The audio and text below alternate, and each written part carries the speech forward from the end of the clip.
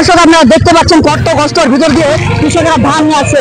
গত 2-3 দিনের বৃষ্টিতে যে পরিমাণ ক্ষতি হয়েছে আমরা একটু জানার চেষ্টা করবো। আসসালামু আলাইকুম। ওয়ালাইকুম সালাম ভাই। কত বিঘা ধান লাগাইছিলেন? এই ভাই 5 বিঘা আবাদ করছিল ভাই। তিনটা ছেলে দিলে ভাই, তিনটাই বেশি ভাই। জবাব দিতে হয়েছে ভাই, কি করবো ভাই, একবার ধান পানি ভাই জমে হয়েছে ভাই, কি করে খাওয়া ভাই। দর্শক আমরা এখন মূলত যে জায়গাটিতে আছি আপনারা দেখতে পাচ্ছেন গত 3-4 দিনের বৃষ্টিতে একেবারেই কৃষকের নাজেহাল অবস্থা।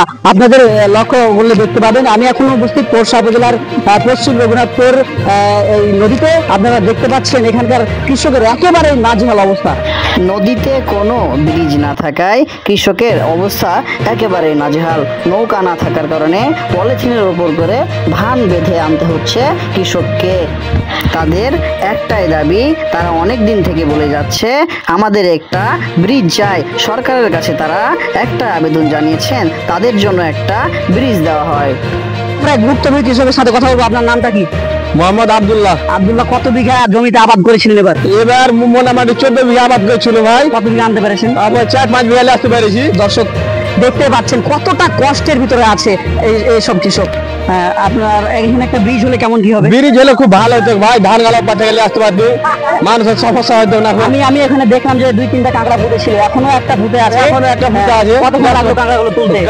মোটামুটি সকাল থেকে কাঁকড়া ফুটে আছে। কাঁকড়াটা আরেকটা জিনিস লক্ষ্য করলাম যে এদিকে নৌকাতে করে আবার ধান পার করছে। কত টাকা কি খরচ হচ্ছে? ওইটা মেলা টাকা খরচ ভাই। নৌকা দিলি একটা নৌকাতে 5,000-7,000 এক বিঘা ধান আসবে, 5,000-7,000 লিবে, তাহলে গিরস কিভাবে করে বাঁচবে ভাই। দর্শক মানবতার দিক দিয়ে একটু ভেবে দেখেন কিভাবে চলছে সব কৃষক।